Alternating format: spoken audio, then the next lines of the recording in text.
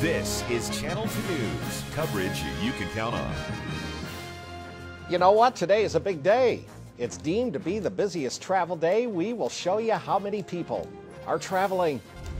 We have an update for you on that fatal pedestrian accident from yesterday morning. And police are looking for the man who robbed a woman and left the scene in her car. Those stories top of your news right now at 5 o'clock. It's Tuesday, December 23rd, 2014. Good morning, I'm John Potter. No, haven't started any shopping yet. Don't show my panic is what I'm doing. Of course, guys, you have 2 days now. Let's check the weather. Meteorologist Jeff Martinez. Yeah, I know, running out of time, right? Yeah, it's a trip to Walgreens tomorrow. Yep, no doubt. Good morning, John. Good morning to you. It's going to be a beautiful day today again. Temperatures in the 30s to start, but near 60 again for the high by this afternoon. I'll talk about our Christmas storm on the way in just a few minutes. Good morning. Ooh, Christmas storm. Now you're talking. Hey, this morning, Sparks police are now searching for the man who robbed a woman at a bank drive-thru last night, then escaped in her car. Take a look. It happened just before 7:30 at the Heritage Bank on Los Altos Parkway, right there off Pyramid, as you can see. That's when this man in a hoodie with a fully covered face got into the woman's car from the passenger side while she was pulling into the bank's drive-thru. The man then ordered the woman out of her vehicle, hopped in the driver's seat, and just took off, headed south on Galleria Parkway. Witnesses later reported the car driving recklessly in the area, but the driver has not been caught. The vehicle that was stolen is a black 2001 Audi four-door with Nevada license plate 635LEW. Keep an eye out. In a follow-up to a story we told you about yesterday morning, two men, one armed with a rifle, robbed a local bar Sunday night. They are still on the loose. Officers were called out to JJ Sports and Spirits on Holman Way at about 9 p.m. Sunday. That's where it all went down. They're described as black men, possibly in their 20s, wearing dark clothing. Luckily, nobody was hurt during this, but police are asking for your help finding these two men. And also, they're looking for more information on that bar fight that left a man with serious injuries, and that was at Akita's Bar on Prater Way just after 7 a.m. Saturday morning. There they found an unconscious man who's now suffering from severe head trauma. It's a crime. Anybody with information on these crimes can call Sparks Police at 353-2225 or Secret Witness at 322-4900. And Secret Witness is now offering a reward for information leading to an arrest in both cases. He said Christmas storm. Yes, he did. Let's see if it's how much it's going to look like Christmas out there. Meteorologist Jeff Martinez on your Yes, Tuesday hi, John. morning. Very exciting. Love the weather. Love when storms come in, especially on a holiday. Hopefully, you'll be at your house and staying inside. But it's not a huge storm system here. We're looking at maybe 4 to 6 inches in the higher elevations, a couple of inches down here in the valley floor by Christmas morning. And so at least a chance heading our direction. Very strong cold front, and no doubt that's the biggest thing we'll notice for sure, a drop in our temperatures. Tahoe Cam looking pretty good. Calm winds out there. Beautiful shot of the city. There's the Atlantis, the GSR looking good. And our traffic is looking good as well. No accidents to report this morning. All of our mountain passes are open with no controls, and our temperatures are in the 30s as you head out the door to do that last minute shopping, almost getting down to the wire here. 26 in Lovelock, 27 in Fallon, 28 for you in Winnemucca. Elko, 25 degrees. Average high is 45. We'll do about 58 today. Sunday we had 62. Yesterday we made it up to 60, so we could very well come close to 60 again today. This high pressure ridge, very nice, keeping us very nice and mild for this time of year. But as we put our future satellite and radar into motion, you can see what's going to happen here. Sunny skies for us today, but by tomorrow that cold front approaches. The winds will really pick up tomorrow. Look for a windy day, 40 to 60 mile-an-hour winds by Christmas Eve tomorrow afternoon and evening. And there's Christmas morning as the front rolls on in. You can see that system moving on through, and we could see again a couple inches of snow out there in the area valleys. So your forecast today, very nice. Cool out there this morning, but very nice this afternoon. 58 degrees for the high. More on your weather and traffic, John, in just a few minutes. Back to you. All right, thanks, Jeff. In a follow-up to our breaking news yesterday morning, Reno police are trying to find the car that hit and took the life of a pedestrian early yesterday morning. Take a look. It happened on Virginia Street near the Bonanza Casino north of Parr Boulevard just before 5 a.m. The pedestrian was hit by two separate vehicles while crossing the street. Now, the first vehicle stopped, but the second car, which police believe delivered the fatal blow, was gone by the time officers arrived. So they're calling it hit and run. Vehicles described as a silver or light gray, four-door, midsize passenger car. If you happen to know anything about it, call Secret Witness at 322-4900 or text your tip 847-411. Hey, this morning, more than a dozen Nevada miners are home safe after a mudslide prevented them from leaving their gold mine in Nevada. The Elko Daily Free Press says at least 14 miners had to spend the night Sunday in their work trucks at the bottom of the Bald Mountain Gold Mine, 70 miles southeast of Elko.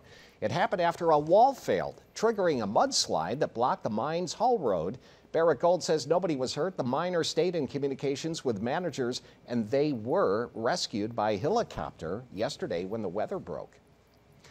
Safety watch this morning. This time of year, your home is full of fire risks that are not normally there. There's extra heaters, lights, candles, and Christmas trees, and those trees can be a major risk if they dry out.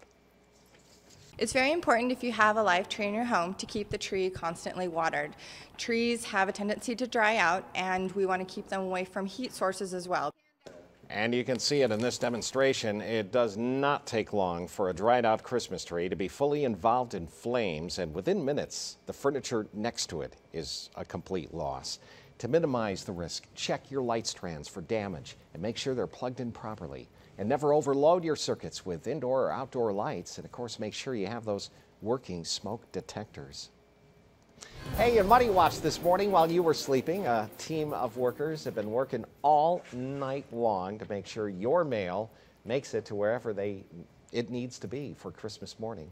Landon Miller is live at the post office on Vassar Street with a closer look at how the people there are working to make sure everything arrives on. There he is, arrives on time. Hey, Landon.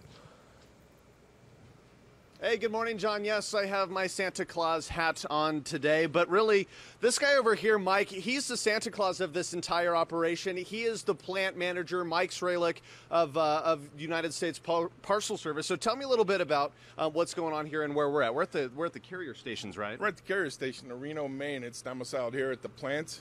We've got about 90 carriers inside the station here, and here you can see the parcels are being prepared for the carriers prior to their start time at 7 o'clock. And we'll be delivering parcels all day long. The carriers will be coming in and out and taking parcels out all day long. Yeah, and I've noticed that there's some people in here right now kind of doing a little work. Do they normally get here at this time of day, or what's their schedule like? No, their schedule's pretty crazy at this time of the year. They're all starting early. They're working extra days and extra hours to get the parcels prepared for the carriers to take out. Absolutely. Now, I was talking to you a minute ago about this as well, but you, my friend, have not been getting a lot of sleep, right? Not this time of the year, no. Why is that? There's a lot to do. A lot of parcels to move, a lot of letters, a lot of flats, a lot of mail to move. But here at the USPS, things for the most part are kind of sort of wrapping up. You're over the hump, right? We're over the hump. We're bringing it home now. So for today and tomorrow, what can we expect on your guys' end? You can expect an awful lot of parcels getting delivered to our customers. Absolutely, absolutely. So coming back out here live to the USPS, they told me that if you want to deliver a package and hopefully get it to somewhere by Christmas, you can do that by express mail. It is totally possible. You just have to make sure that that's in by, what, 5:30 today?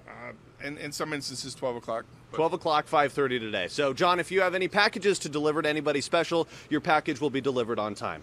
You know, I saw the video, Landon, of the mailmen wearing the Christmas hats. Do they all wear the Christmas hats? Could you ask them if they distribute those hats when they deliver the mail this week? Do all of the mailmans wear Christmas hats?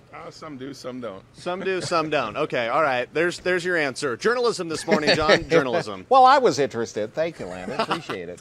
All right. Many of us are gearing up to hit the road or welcoming home family for Christmas week. We know Tahoe International Airport is expecting about 10,000 people traveling to and from the area each day leading into Christmas. Get this, AAA predicts more than 7.4 million people living in the Mountain West region are going to make the trip.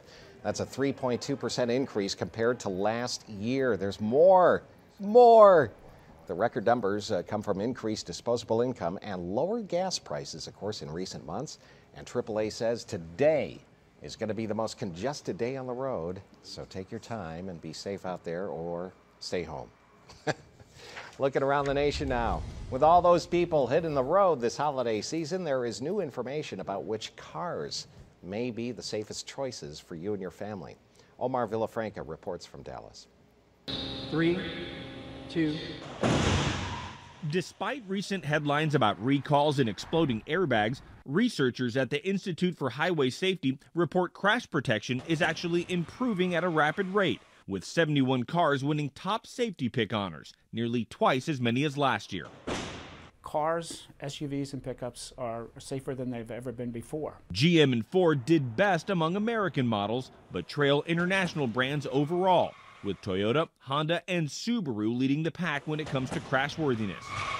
They're not putting in the front crash prevention systems as rapidly as these other manufacturers. Small overlap crashes, when a car's front corner bangs into a fixed object or vehicle, have been a big safety hurdle for car makers. Toyota won high marks for upgrades. The dummy in the 2015 RAV4 on the left was less damaged than it was previously in the pictures on the right. The Subaru Outback, Acura MDX, Chrysler 200, and 30 other cars won the Top Safety Plus crown for optimum collision protection plus additional automatic braking systems that help drivers avoid crashes altogether. Omar Villafranca, CBS News, Dallas. And this Insurance Institute is an independent nonprofit focused on reducing deaths, injuries, and property damage from crashes on the nation's roads. And I know there's a big purpose behind doing those, but doesn't it break your heart to see these beautiful cars mashed up? They have to do those they have to put Ferraris through that thing. I'm about to cry here. Still to come at Channel 2 News this morning, protests continue.